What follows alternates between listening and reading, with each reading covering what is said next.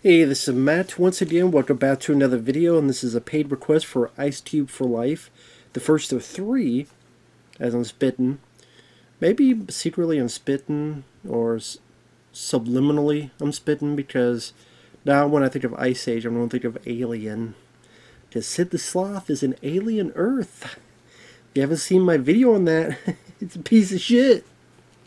The video and the show. Fuck him. Anyway. Yes, Sid the Sloth, Ice Age is an alien Earth. Oh my fucking god. Anyway. But IceCubeForLife, 3 requests and 3 Ice Age sequels. Now, the first Ice Age I liked. I liked it. It's a fun, cute movie. Ice Age 4, which I think is the other Ice Age film I reviewed, Continental Drift or whatever, that was awful. That was terrible. You had Peter Dinklage as this gorilla creature and all this other crap. They introduced Jennifer Lopez as the female Sabretooth and all this stuff. So he wants me to review Ice Age 2, 3, and 5. So we're starting with Ice Age 2, The Meltdown, which came out in 2006.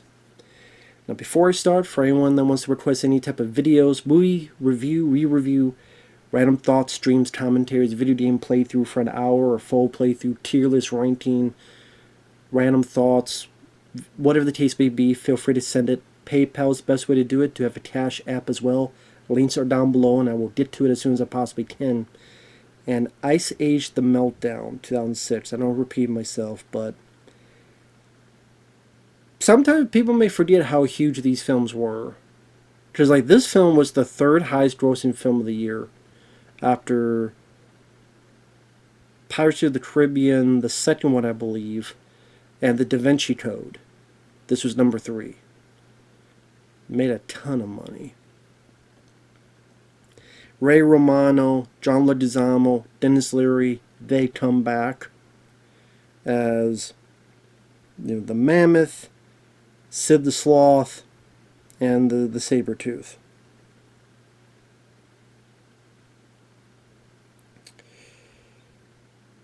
Pretty much what this story's about, hence the title, is the animals are living pretty much in this bowl, and there's these ice walls.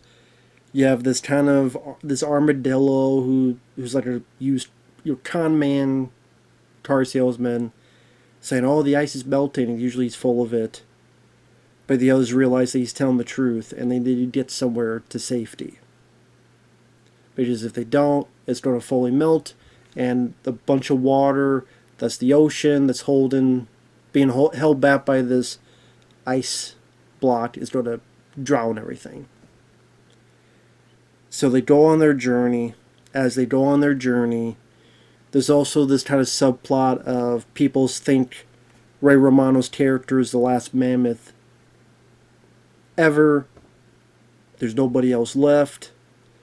Until eventually they do find one, voiced by Queen Latifah, but she thinks she's an opossum, because she was raised by them. And her 2 brothers are Seann William Scott and Josh Peck. Josh from Drake and Josh, Seann William Scott from American Pie, The Rundown, various other films.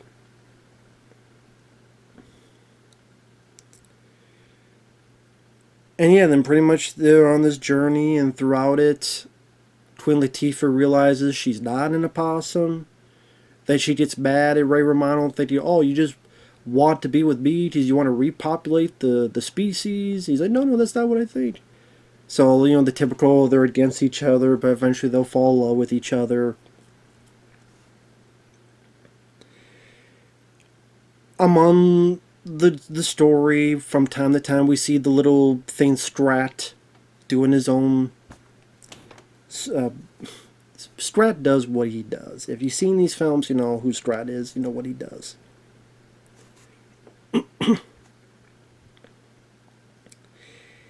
Now, Ice Age, with these films, they're not films that I would consider hilarious movies. I wouldn't say they're movies that I really laughed at a lot. But they're films that you can watch whether with your kids or not. At least the first three. I would say the first three, they're cute, they're harmless, they move at a good pace, they're like 90 some minutes long. At times they have some pretty good animation. It's when you get to like 4 and 5, they're like, okay, we're kind of done here. You're really stretching it thin with this whole thing. And I still think the first one's the best because the first one I thought had a bit more. It's weird to say seriousness, but the whole baby trying to get back to his parents, and Ray Romano's character reminded of his family and what happened to his family. Which I can't remember if he was the kid and his parents died, or if he was a father and his mate and kid died. So I can't remember. I think I always get that confused. Because it would show a painting and I can't. I keep wanting to think it was his wife and kid who died. Because I think at the end when he looks at the dad, it's kind of like one father talking, with another. That's how I'll look at it. If I'm wrong, I'm wrong. Oh well. But see, there felt like a little bit more emotional depth while still being a kid's film. And I think Sid and God, I should know these names by now. I can't believe I don't. Ray Romano, Diego. This is me and my fucking names. How do I not remember? Oh, Jesus Christ. I cannot remember Ray Romano's character's name. Manny? Manny Sid Diego. Manny Sid Diego. That's my fault, sorry. Brain's melting. That's the true meltdowns fucking review of my brain. But Manny, the mammoth, Diego, the saber-tooth, Sid, the sloth. So, those three together worked the best as a team. With each sequel, they kind of did the Lethal Weapon thing. Where every sequel they added more and more. So like Lethal Weapon 2, you had Joe Pesci. Then Lethal Weapon 3, you had Rene Russo. Lethal Weapon 4, you had Chris Rock, and But it worked better there than in this as a franchise. Here, the people they added weren't really that interesting. Except maybe Buck, the Simon Pegg character, and the third one. But like the other people they added, I don't give a shit about Jennifer Lopez as the female Sabretooth in part 4, and then she's barely in part 5. I don't give a fuck about Queen Latifah and the female mammoth. I don't give a fuck about the opossums. If you want to say the apostles, yeah, that's a different thing. The opossums as the apostles. But I don't give a fuck about, Josh Peck and Seann William Scott. They're trying to be the two annoying turds in the wind. That's their purpose. And I like Seann William Scott, Josh Peck, I'm indifferent on. But there are times they push it. I mean, they get more annoying as they go on in the franchise. But I'm like, whatever, and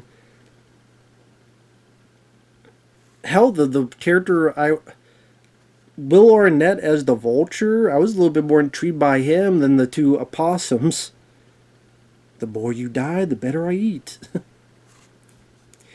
And like the jokes they have at times, it's just very lowbrow.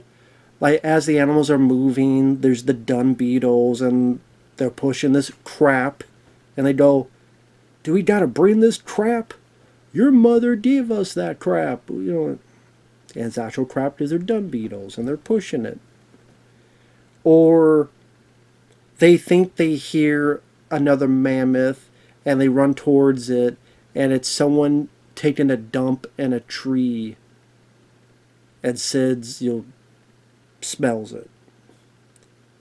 And I'm like, okay, a shit and fart joke.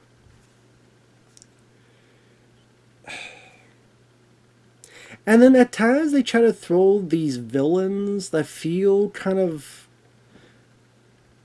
I want to say, out of the blue in a way. I thought they handled it a bit better in the third one. Tis of the World, of course, it'd be dinosaurs. Like the third one, I thought that was handled better. I would actually say that the third one, the first one and the third one are the better ones. This one is there, and then the fourth and the fifth are pretty crappy. That's just the way I look at it. And there's these two creatures that thaw from the ice. One looks a bit like a crocodile. I'll give credit, it kills a turtle, which I was surprised by, because, to have death in there. So here's this turtle that was working with Jay Leno, the armadillo, and the turtle's like messing around, gets pulled under, and then just a shell is shot back. And I was waiting for like the turtle to come out, or the turtle has no shell, runs away. No. So they really did kill. I'm like, okay. Because it does imply a threat that these two are dangerous. But then they only appear like 2 or so more times. So they didn't feel like an ongoing threat. They only appear like 2, maybe 3 more times, and that's it.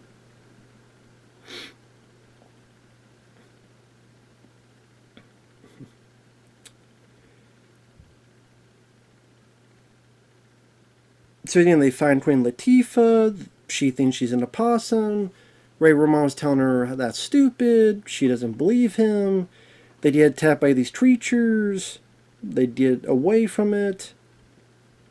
Queen Latifah's mad at him for being courageous. You need to run away like we do. Walsall gets the Scrat, protecting his fucking acorn like usual. Doing kung fu on Piranha, among other stuff.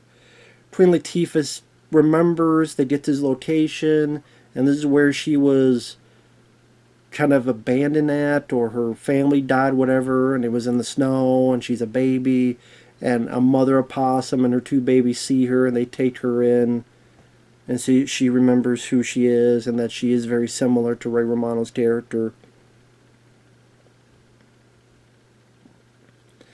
There's some action bits in there. There's this bit where they're going on these stones. Something happens, and they'll have to balance on these stones as it's going in a circular pattern.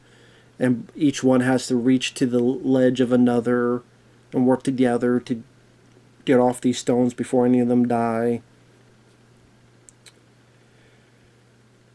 Denis Leary, his character, you find out, is afraid of water because he can't swim, and Sid tries to encourage him a bit. They throw this bit that seemed random, but it does come back at the end of the film, but never in any sequels afterward. So it still feels kind of random, as if, oh shit, the running time's too short. Can you add this? And then we'll have a scene at the end where Sid is dragged by these mini sloths, and he's looked at as a fire team, but then he's a sacrifice. And they throw him into lava, but he bungee jumps back up into this rock, and part of his hair was on fire, and it screws up the rock thing, and the mini sloths are scared because they think, oh, it's bad hoodoo voodoo, it's bad luck. So Sid comes back in, and the joke is that he's telling the truth, but nobody believes him. Some people may laugh at that scene and get a chuckle at that scene. To me, it just kind of stopped the movie on its tracks. And it didn't really accomplish anything with the plot. As a scene, I was in one ear out the other for me. That's one of those scenes that if you're out, I would be like, you could take this scene out and not worry about it.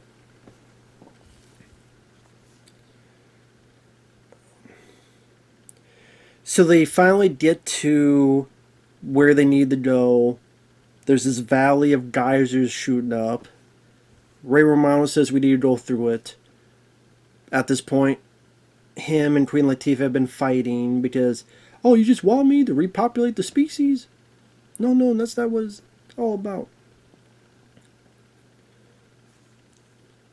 She's like, no, we don't go the longer path. No, we don't have enough time. They split up. So our main three characters go through the geyser bits. They succeed. The others take too long. Queen Latifah gets caught, gets trapped. The opossums come. We need help. Go over there. They help her, while also having to deal with these two creatures. Diego is able to save the two opossums. And he's able to swim. Ray Romano is able to get Queen Latifah out. Deal with some rots. Lands on the two creatures. They go down below.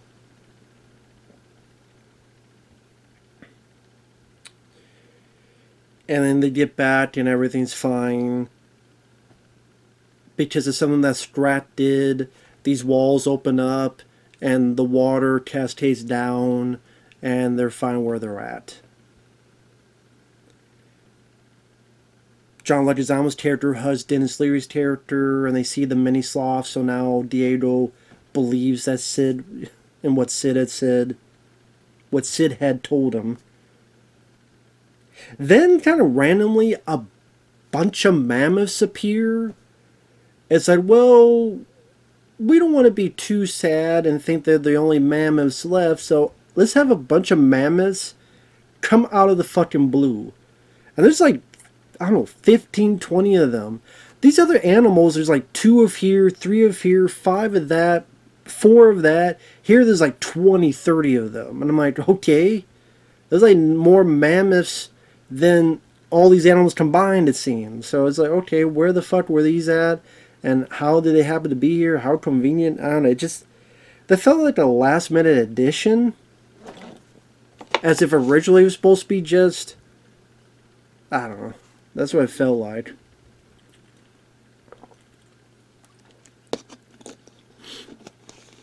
I guess their idea was, I mean, mammoths do eventually become extinct, you know? But, I mean, I don't know. I just, they thought it'd be too depressing, so.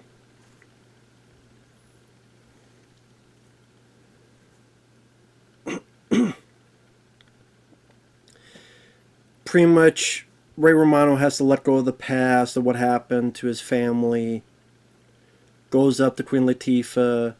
I don't want to be with you because I have to. I want to be with you because I want to. Queen Latifah and the opossums join them and their own herd. Strat, at one point, is going to heaven and is in a heaven of acorns, but Sid saved him, resuscitated him, and Strat's pissed off. And that was kind of funny because it's not too often do you see Strat actually interact with the main characters. So I thought that was kind of funny. So as is, it's a watchable time waster. For the time, the animation looked nice. I like Ray Romano. I like Denis Leary. I'm fine with them as the voices. John Leguizamo, for what he's supposed to do as Sid the Sloth, he does his job fine. He does. The opossums were a bit irritating, but not as bad as later on. Queen Latifah, I do give 2 shits about Queen Latifah. That was been pretty much always the case. I never gave much of a fuck about Queen Latifah. Not in movies. I know she was in that film Sphere and she gets killed. She was in that awful film Taxi with Jimmy Kimmel, I believe. I think that was him. Or was it Jimmy Fallon? No, it was Jimmy Fallon. Yeah, it was Jimmy Fallon.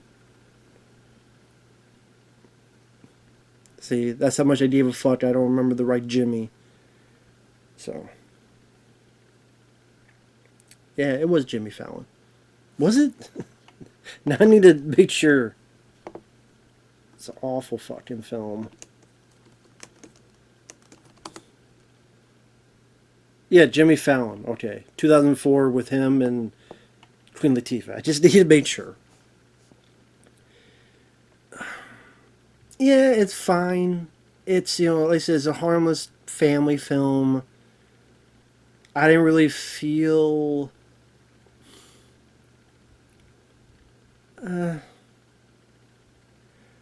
It's not as eye-rollingly cringe as Ice Age 4 and 5. But, I think it was a step down from the first one? Yeah. Was it nice to see the main three characters again? Sure. And like I said, the villains seem kind of put in there just because we need another obstacle for our heroes to overcome. Maybe because I just didn't give a fuck about Queen Latifah's character, and that's a big part of the plot. That kind of hurt my enjoyment or possible enjoyment of it a bit. But